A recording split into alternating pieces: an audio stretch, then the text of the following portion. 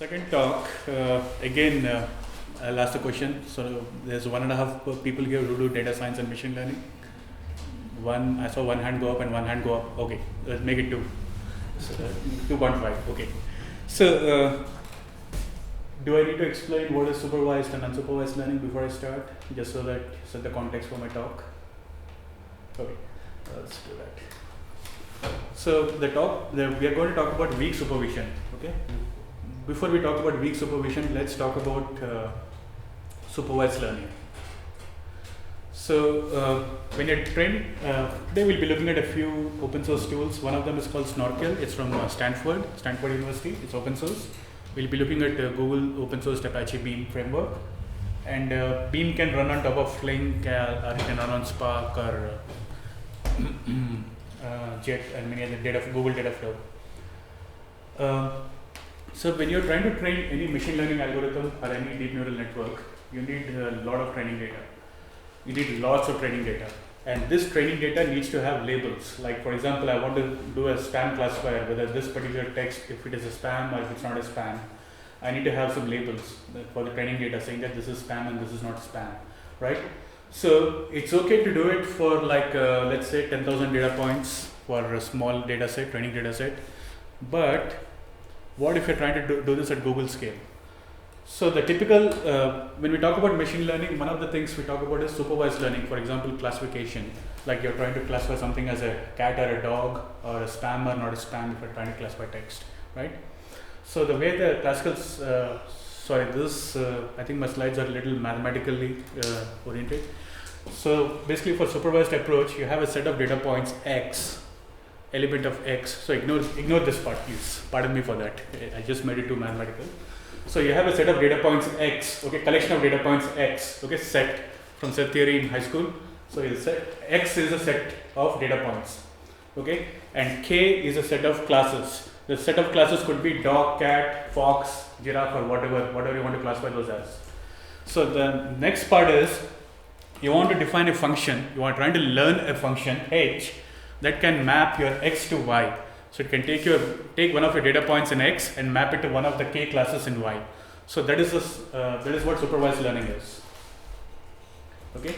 So the way it works is you get a set of ground truth labels. So basically X1 is one of my data points, and Y1 could be a cat, and X2 dog, X3 cat, X4 cat, XY dog. So I can have as many data points that I have with labels for them, right? And traditionally, now who puts the labels on these data points? So it's a human who does it. Okay, for the most part, it's a human who does it. Now, for that, once you have the human annotated data points, subject matter experts, you try to train a machine learning algorithm with a loss function like a stochastic gradient descent. That's what SGD means, stochastic gradient descent. And then you try to train a classifier. Okay. Now, what are the problems with this approach? Let's say that I'm a Google or I'm Amazon and I have billions of data points that I need to train. It's not humanly possible for me to go and label each and every one of them, right? And most of the guys who work at Amazon or Google are professionals. They're not the grad students that you can give them burritos or t-shirts and say, okay, do this work for me, I'll give you a burrito. No. And creation of label training data becomes more expensive when you deal with the data sets at Google scale, right? So what are the other challenges that we have with this? Because of that, Google had a problem that they cannot train their algorithms like a spam classifier in Google Mail. They really need to label a billion data points, billions of emails as spam or not spam. So Google could not improve their algorithms for classifying something as spam or not spam. So that was one of the challenges that Google had. And if I'm a startup and I just don't have the data that Google has or Amazon has, and I don't have much data for me to train a model, so this lack of training data, and I need to wait for several years or several months before I have enough data piled up, accumulated, for me to be able to train a model.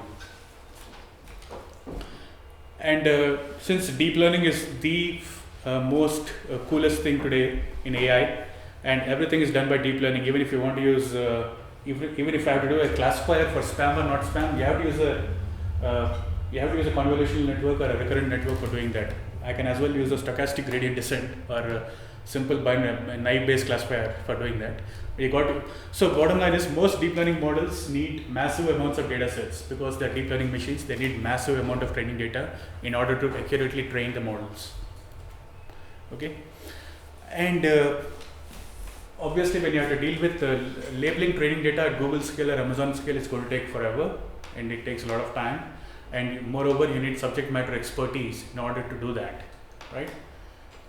And that's one of the biggest bottlenecks in machine learning today. They're training, labeling and managing training data sets by hand. So what are the possible solutions that we can look at? So this is one of the slides that I picked up from here, and this is actually the group in Stanford that's working on this, Stanford University. So how to get more label training data? So there are 4 different ways you can do it. The most traditional way and the old-fashioned way was you have a subject matter expert hand label every image as a cat or a dog or a car or a bus, right? And the problem with that is it's too expensive and it's too labor consuming and time consuming. And the second approach is called semi-supervised learning. So semi-supervised learning means that I make some assumptions about my data. So if my data has something like, oh, this let's say if I'm looking at a YouTube comments, and I want to classify my YouTube comments. So one of the comments is that you should visit my page for more information about how this video is better than mine. Okay, so that's obviously it's a spam. So something like my page, when I see something like my page or my address or my contact, something like spam.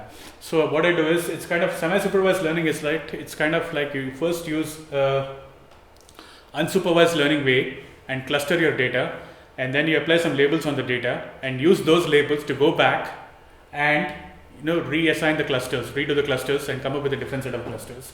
So that's one of the approaches for semi-supervised learning.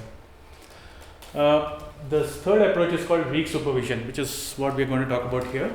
So in weak supervision, what you do is you have your billion data points, and I take a very small subset, a very representative sample of your billion data points, and I have a subject matter expert label those points for me.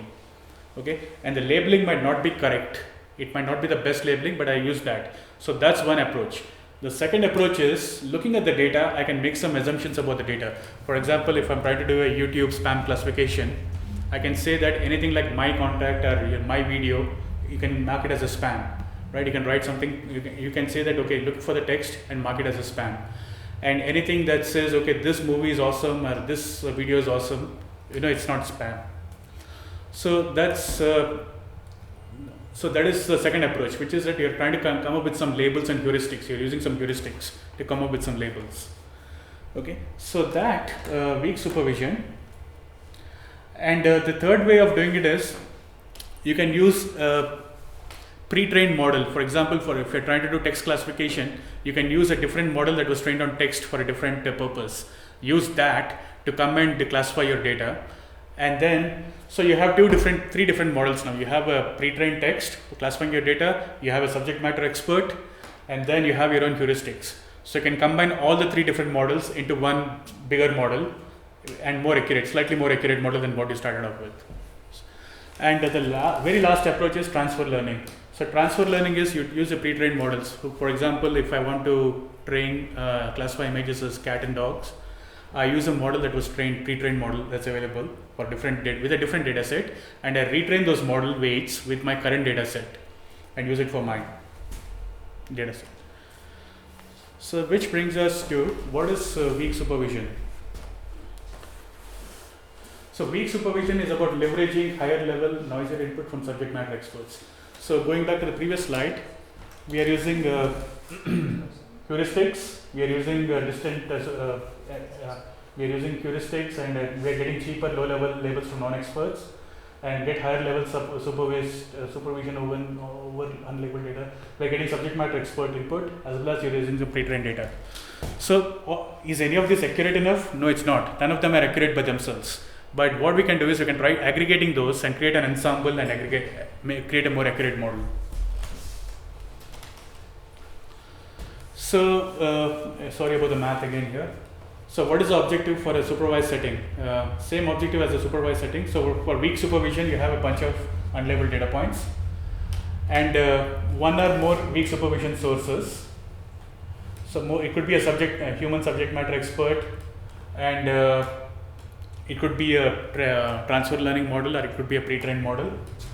And then you try to define some accuracy as probability that the true label over its coverage set, which we assume is less than 1.0.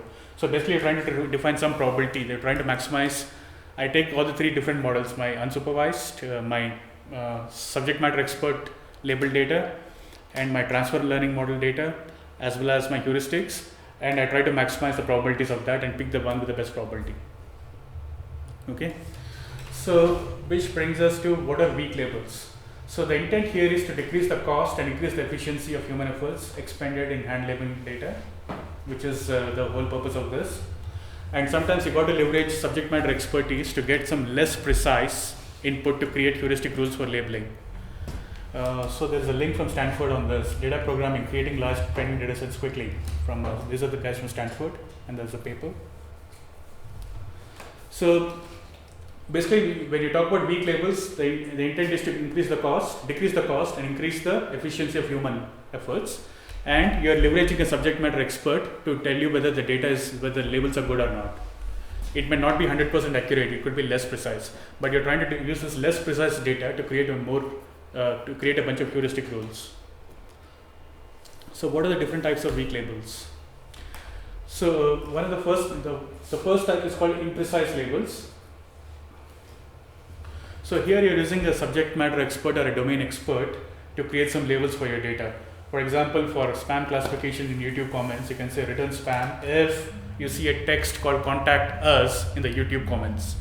Right? If the comments have a text called contact us, the phrase, you know that this could be a spam. Right? Why would you ever put a contact us in a YouTube comment? So yeah, why would you ever put a contact us in a YouTube comment? So that's one of the heuristics that you have here. So leverage third-party models to generate labels. For example, you can use a sentiment classifier for spam or a ham, a pre-trained model, and you can use that to classify your data. So to summarize all of that, here this is one visual for that. So you have a domain expert, and these are the examples of weak supervision sources. So you have a domain expert that is labeling your data, and then you are using a pre-trained model to actually label your data. And basically, when you say labeling your data, you're computing the probabilities. Your domain expert is computing the probabilities, and your pre-trained model is computing the probabilities. And the technical challenge is you integrate a model, you integrate all of this from the different sources. So the domain expert, the pre-trained model, as well as heuristics, and then you define your weak supervision model pair. Aggregate all of that into the weak supervision model. So this brings us to this framework from Stanford University called Snorkel. And basically, Snorkel is a system for programmatically building and managing training data sets without manually having to label any of the data points. And the advantage of using this is that you can develop your training data sets, labeled training data sets, in days or hours as opposed to weeks or months. So this is a quote, a tweet from Jeff Dean about weak supervision. So I'll just give you a minute to read this.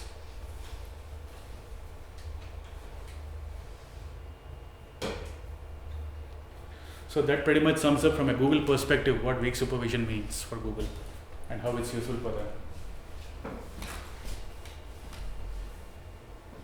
Okay. So when you talk about weak supervision and when you're trying to come up with heuristics, the way Snorkel works is that they have something called labeling functions. So what are labeling functions? So this is my initial data set and I don't have any labels for any of these data points, right?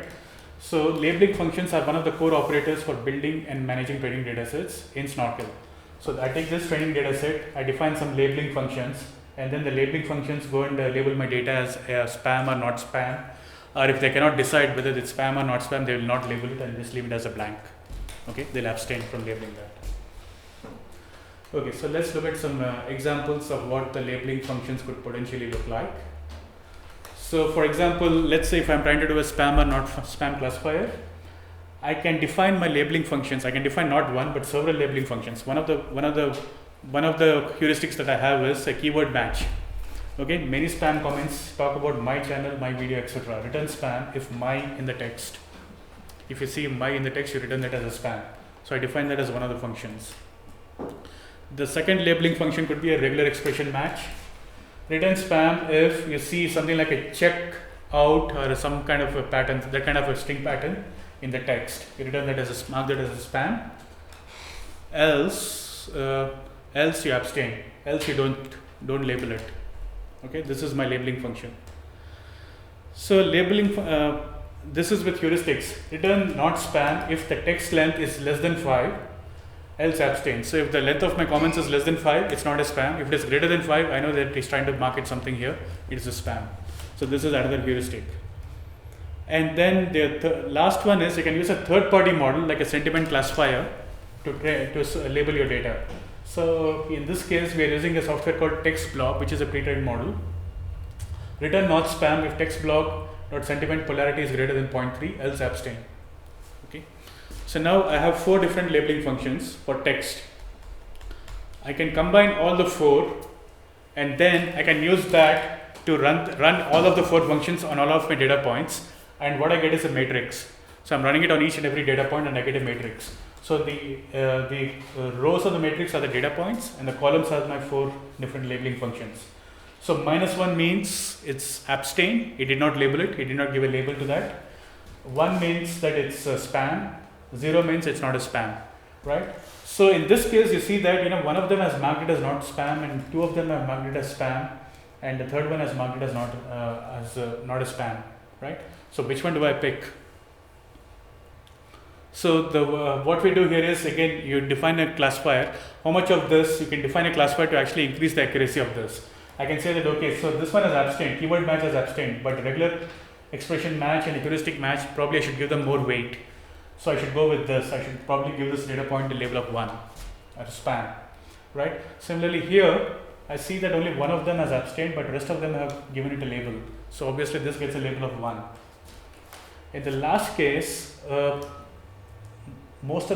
one of them have abstained except for this. So maybe we should just take this data point out of our label. Just don't give it a label at all and just leave it alone. Okay. So the steps are, you define a set of labeling functions on your data based on heuristics, and you take a bunch of subject matter expert label data, and then you label all of your data points with that and create a matrix like this, and then you run this matrix. For each row in the matrix, you try to determine the maximum value. Okay, and that's for example, here is 1, here it is 1, here it is -1. So there is no label for this one, so you kind of eliminate that.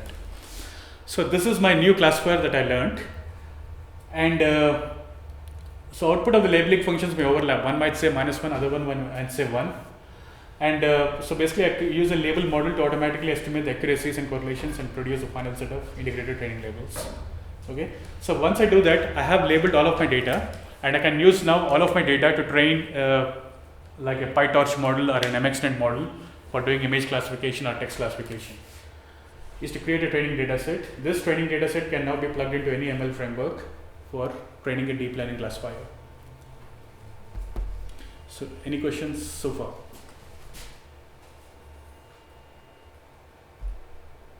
No. So I actually do that. Yeah. So you train a classifier to generate the final labeling, right? Right. You train a classifier. Creates a data set. Yeah. So that creates all your labeled data set, and you can use that labeled data set for your deep learning machine or your machine learning algorithm. Yeah. So that's the reason why it's called weak supervision as opposed to supervised or unsupervised algorithm. So this actually, it was last year Google had published a paper on this. Yeah. We have labeling functions. Why do I need to train something? So the labeling functions are trying to assign labels to your data, right? Yeah. And so this is very inaccurate, very imprecise, and not reliable. Okay, the labels that are being assigned, because they're heuristics. Okay, they're all heuristics based. But if they are bad, our model will be also bad. If they're bad, sometimes yes, that's a risk you have. That's the reason why you have got to combine your subject matter expertise data with some of the labeling function heuristics data. So what Google has done is they have taken the subject matter experts to come up with the heuristics. Okay, they have used the subject matter expertise to come up with the heuristics, and the sample data set that you use, it's got to be a very representative sample. Like if you have 10 different classes, potential classes, It's not just spam and ham. You could have cat, dog, some 100 different animals. The sample data set that you choose should be representative enough of each and every class, and the subject matter should give the should be able to label each and every class for the sample data set, and then you can define with a subject matter expert. You can define the labeling functions. So maybe this is like a similar intuition as with ensemble learning. It is kind of an ensemble. Yeah, and people will be classifiers, but when you combine it with some rules, then you can actually make a strong classifier. Right. So here you're combining three ensembles. You have one set of classifiers based on the labeling functions. You have the subject matter expertise annotated data, and then you have you can use a third-party classifier pre-trained model to come and label your data. You can combine all of the three and create a huge matrix. And for each data point, you can pick the maximum value in the matrix. You had a question? So we have very high risk of overfitting. I said that. So it's high risk of overfitting now. Overfitting. Yes, it could lead to overfitting, right? And so that's the reason why once you have this matrix, you got it. You got to see, okay, if all of them got it as a 1, then you got to weigh some of them lower. You got to give some weights. Okay, the transfer learning one, I'm going to weight lower than the subject matter expertise labels. Okay, I'm going to give some weights. So that's one way to avoid overfitting. So there's a lot of science behind this, which this slide does not explain here. But to learn this, or to learn this classifier, you do need to have the proper answers, right? I mean, the proper labeling to train the classifier on, right? So you have small size. You have a smaller size. Small size. True labels, and then you run the labeling function bigger. Right. So you train this classifier, and then you train this classifier to go and label the rest of your data points. And then once all the data points have labels, you train that. Use that to train a different. Yeah. Okay. So finally, you train a classifier, and we covered that. So we looked at labeling functions, okay, in Snorkel. The second problem that we have in data science when you're dealing with data science is augmentation. So sometimes your training data set is so small. For example, last year I think I did a talk about satellite images here in Data KRK, and so we had about 40,000 satellite images when we first started off our training data, and then we had to filter out all the images that had cloud cover in them. So that reduced our data set by 30%. So from 40,000 we fell to nearly 20,000. And then the next step was the actual step that we want to segment, we want to identify the landforms in the images. So now that you don't have any cloud cover, we want to identify whether this is agricultural land or if it's urban land, right? So for that we are trying to train a different deep learning network. But our data set size was so small that we had to augment our data set. So what you do is you take each of those images, you stretch it this way, or rotate it this way and this way, flip it upside down, this left to right. So from one image you can generate 10 different images to feed into the next step of your algorithm. Okay, so that's what is called data augmentation, augmenting your data. So data augmentation has been very widely used for computer vision tasks when you're dealing with images. But what about text? How do you do data augmentation for a text? I was recently working on a data augmentation project I was recently working on a text classification project for a bank. One of the clients was a bank, major bank, and they had about 50 different labels, and the training data set was so small. It only had about 5,000 data points, and one of the labels had about 20,000 data points, and there were 50% of the labels had only one data point. Okay, so that was definitely overfitting, right? So the next step obviously was augmenting the data. How do you augment data for text? So data augmentation. What is data augmentation?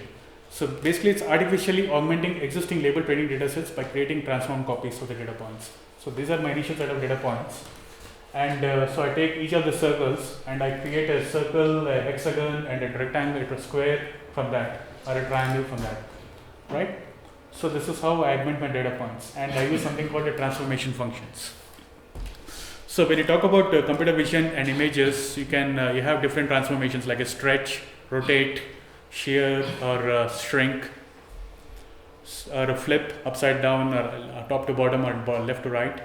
So, but what about text? How do you do it for text? So basically, data augmentation is a powerful method for injecting information about domain invariances. So instead of data augmentation, one of the advantages with data augmentation is that you can avoid overfitting, as you mentioned, of your data, of your model, by putting noise into your data set, putting noise into your training data set. So for example, in image augmentation, we randomly rotate, stretch and transform images to generate more copies. And it's kind of become the standard technique in computer vision. But what about text? How do you do data augmentation for text? So for text, what you can do is you can take a word dictionary for a given language and replace the words that you have in your text with synonyms from the dictionary, right? That's one way of doing it. Now this second part is my creation. So let me brag about this since we talked about machine translation. So one of the things I learned over the years while working on machine translation is, and moreover, when I was working with this particular bank, which had only very small data sets, training data available, you translate your English data into German and then translate the German back into English. So the English that you get back from German is not the same English that you started off with, right? So your training data set from 100 has increased to 200 now, okay? Now you take those 200, translate them into French and translate French back to English. So it's become 400, right? So translate that again into a different language, it's again going to double that. So that's a very neat technique for data augmentation for text. Okay, we're translating that into, again, that's only because machine translation is not a symmetric function. So English to English is not symmetric. Okay, so English to German and German to English, it's not the same thing that you get back. It only works for Sanskrit, but not for any other language. Okay, so this is one cool technique for data augmentation, and Snorkel also supports some augmentation wherein they replace, you can replace words with synonyms. I can replace a verb with synonym verbs, or I can replace a noun or adjective with synonyms, right? So this is some sample code for replacing noun tokens in the sentence. This is Python code. Snorkel is, by the way, Python based. It's all Python. So obviously, now that you have your labeling functions and you have your labeling classifier trained. So last year, Google had published a paper early around this time last year called Snorkel Dribble. Okay, that's what goes back to the Jeff Dane tweet from earlier. So if you look at this, we present Snorkel Dribble, a variant of the open source Snorkel framework, which explores all. Okay, so I saw this last year and I was like, Apache Beam is also from Google. It's a distributed computing framework, and they could have as well used Apache Beam from Google for scaling this out. So this one apparently happens to be a MapReduce version. Google's MapReduce version is different from Hadoop. This one happens to be a Snorkel implementation. Dribble happens to be Google's MapReduce implementation of Snorkel. So I was looking at that, and then I got the idea and talking to friends and folks from the Beam community about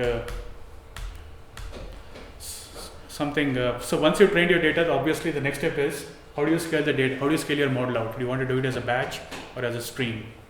So I'll give you a second to read this. This is from one of my friends. It's kind of a pun.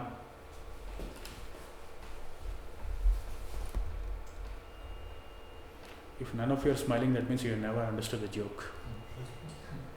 No? Okay. So batch is an extension of streaming, except when streaming is an extension of batch. Okay, so it's the whole argument between Spark and Flink. So that's what it is. So the next one is obviously they want to scale it out on Spark or Flink. So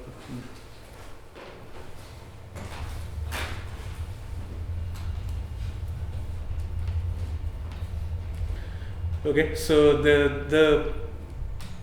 the meaning behind this is Spark is inherently batch first, and streaming is kind of an extension of batch in that you have batch 1, batch 2, batch 3, mini batches, and they call that a stream. Okay. Now the other way, flip it the other way. Flink is inherently streaming first, and batch is an extension of streaming. So that's the difference between the two. Okay. So how do you scale it out? Yeah, you can pick either one for this task. So, but since this is all written in Python, and of course Flink has Spark has PySpark, but Flink does not have a Python. It did not have a Python API as of last year. It just got it. So obviously the way was to go with Beam. Beam supports Java, Python, and Go, and they also have a Scala API from Spotify folks. And it runs on top of Flink or Spark or Google Dataflow in the backend. And so I used Beam with Python SDK bindings, and this is the workflow. This is how the workflow looks like. So you have your set of unlabeled data, and you have your labeling functions that you define, and you apply your labeling functions on each data point in the Beam pipeline, and then you group all by key. So the applying labeling functions could actually be broken up into the heuristics, the subject matter expert label data, as well as the transfer learning label data, and each data point has a unique ID. So you aggregate all the data by group by key and get all the labels together into one column, into one row, and then you apply your model on that to correct all that, and then you label the rest of your training data. So this is running on Beam with a Flink backend runner, if you're familiar with Beam. Or folks use Beam or aware of Beam? No? No? Okay, then let me focus on this slide here. So Beam is basically that it's agnostic. It's a unified batch and stream programming model. It's from Google. It's based on a bunch of Google papers and work that was done in Google in the last 10 years, like Google's Millwheel paper and Google's Dataflow paper. And presently it supports Java, Python, Go SDKs. So the way it happens is that you write your API, you write your jobs in the Google Beam API, and your API is agnostic to the backend. It's agnostic to the backend, which could be one of these guys. It's agnostic to this, and you're only programming against the Beam API using one of these SDKs. Now, the API takes care of translating your API. The Beam takes care of translating your APIs into the relevant backend runners. Okay. So this is kind of the architecture. You have Java, Python, and any other language. And what the Beam model does is it builds your pipeline from that from your API, and that's what you program against. And then the pipeline construction gets translated into the different backends, Spark, Flink, or Dataflow, and it's executed on the respective Flink or Spark clusters. Or if you're using Google Cloud, it's running on Dataflow. So all that you need to be aware of is you just need to write your jobs against the Beam APIs, and it's unified batch and streaming. So it could be a batch job or a streaming job, and it's unified batch and streaming model. And you can do it in Python or Java or Go, and you don't need to be aware of how Spark works or what the Spark API is or what the Flink API is and how do you set up a Flink cluster or how do you set up a Spark cluster.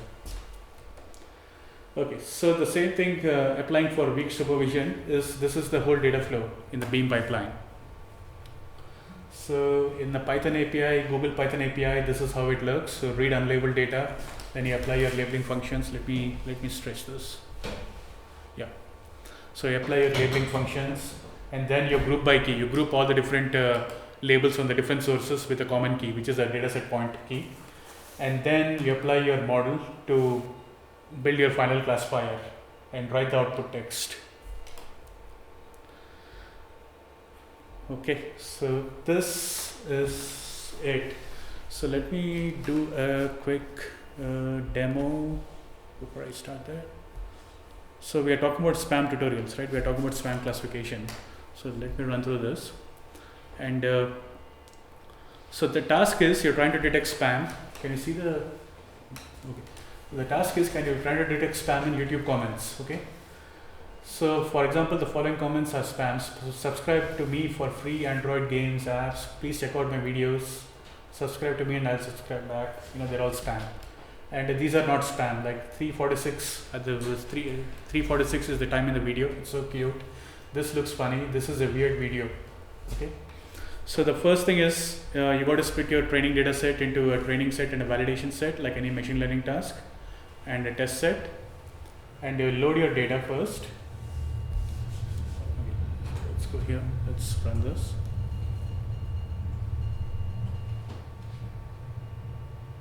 Oh, sorry, my notebook is not running.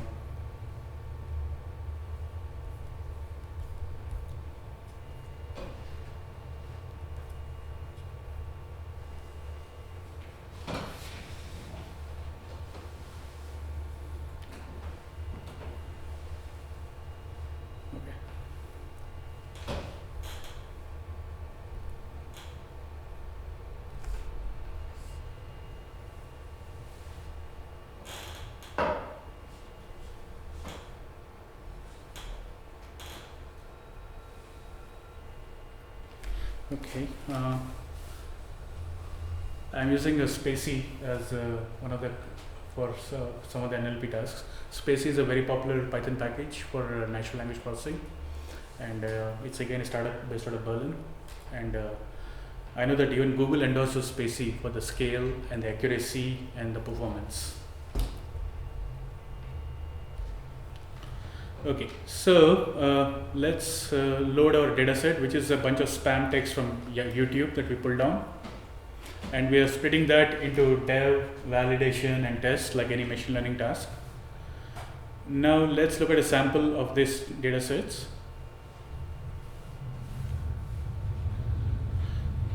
Okay, so now what I'm trying to define now is I'm trying to define a bunch of heuristics. Okay, abstain, I give it a label of -1, ham equal to 0, spam equal to 1.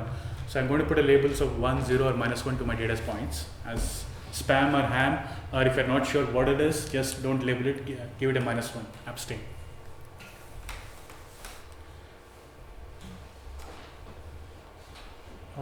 Let's define our labeling functions.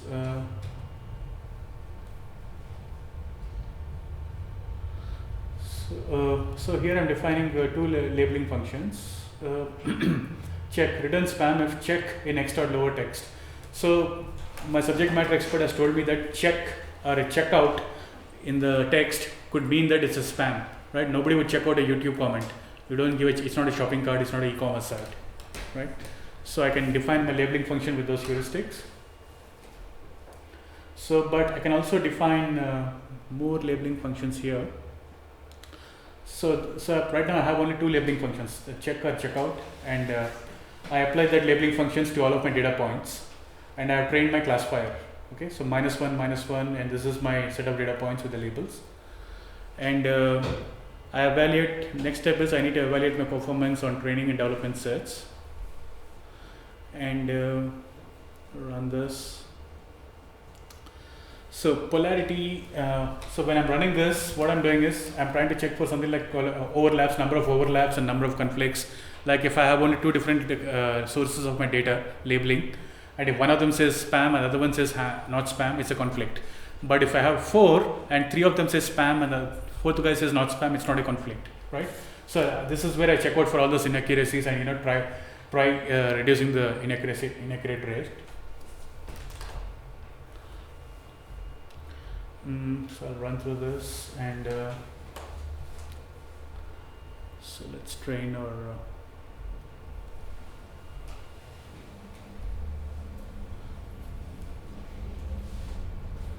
so then let's check out, actually sure there's a wrong notebook I have. Let's check this out, run through this, and this is a bunch of so now we are trying to add one more labeling function to this by adding a third-party model, and then I can add all of them together and train my model. So adding a sentiment polarity, so I'm using a third-party software called TextBlob for doing a spam or ham analysis. So now what I do is I aggregate all of these labeling functions into one big let's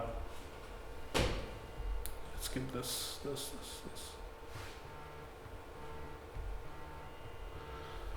So I define more labeling functions, and then I add all of these. Sorry,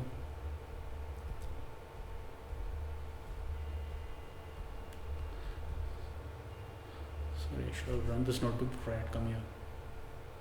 So I have a bunch of labeling functions, like I'm looking for a keyword called my, I'm looking for a keyword called subscribe, I'm looking for a keyword called link in the text, and a please, and a keyword called a song, and I'm doing some regular expression checkout. Regular expression, I'm doing a regex for the phrase checkout, and if the comment length is less than 5 words, I know that it's not a spam. And if the comment has the name of a person in it, it could be a potential spam. And I'm using a third-party library for determining something called a polarity and a subjectivity, whether the subject is spam or not. So I take all of these labeling functions and I can aggregate all of them together and label every data point with each of those labeling functions. And so once I do that, let it run.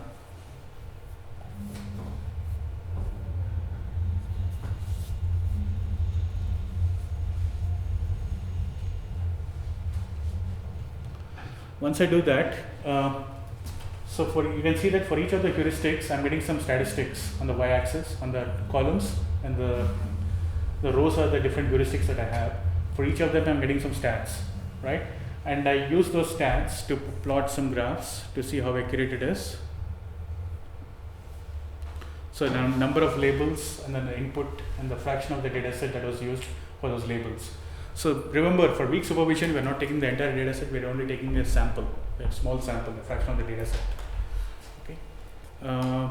So then the next thing we do is we do something called a majority label voter. That's how you determine which label to go with for each data point. So we do something called a majority label voter. And so the majority accuracy came to 82.5 and the label model accuracy came to 86.7. So let's go with this.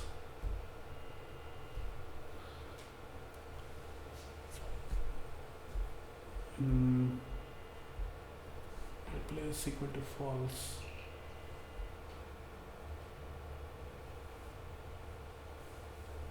So there's something wrong in my code.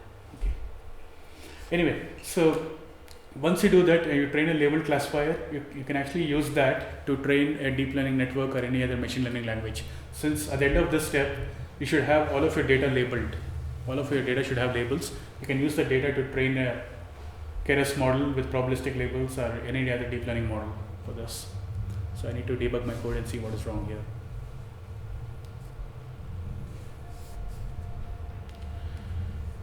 Okay, so let me switch back to slides. It's going to take some time to debug. Okay, so here are some links for what the Snowflake framework is, and here are the links for the slide, and I'll post the links for the code too soon. Any questions? So in this example, you're essentially using majority vote classifier for Keras? So majority vote classifier is one of my policies that I can define. The other policy could be a different, I could have a different statistical policy that I can define for classifying. Right. So right now I'm doing the most simple one, which is majority vote, majority wins.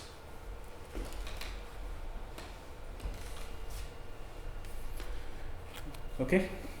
What if there will be more like, there are, if I understand, two rules, decision rules, that is spam or not? What if there will be 2 or 3 different? Yeah. So in that case, what you in that case what you do is when you don't have a majority, clear majority, it's best to abstain. Don't even label it. Yeah. So don't even give it a label. So that's when you don't have a clear majority defined. Yeah.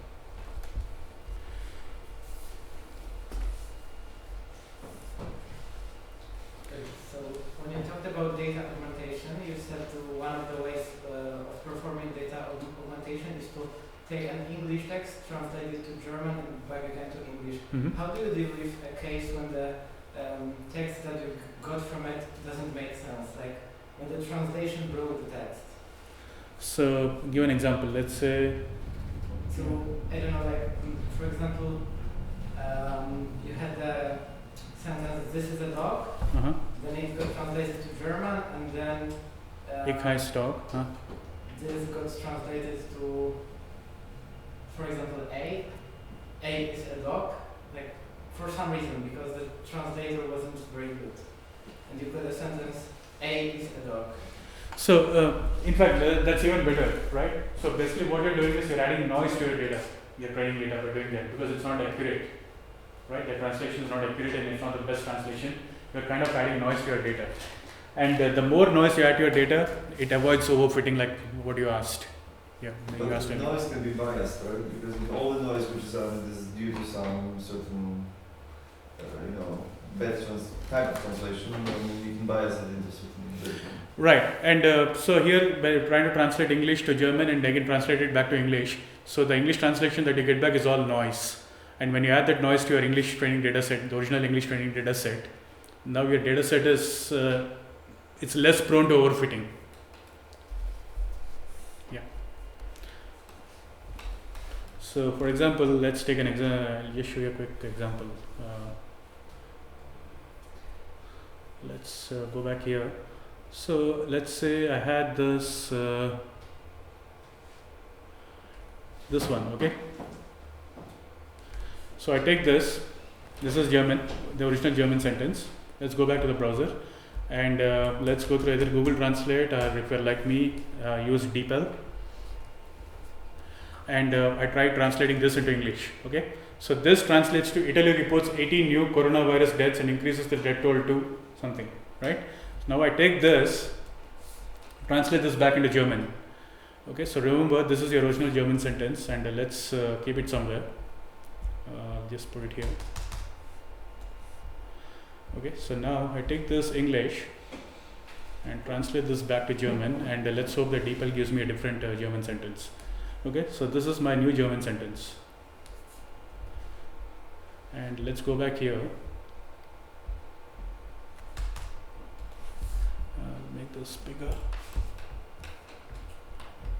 We copy both to the.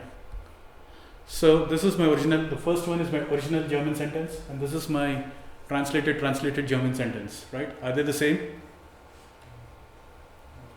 No, right? No, the order of the words is different, even though semantically they would mean the same thing, the order of the words is different, right? So if I'm trying to train my deep neural network and I have a sequence of words, and if the sequence of words is also being learned, then this is where I introduce noise. This is how I introduce noise into the model.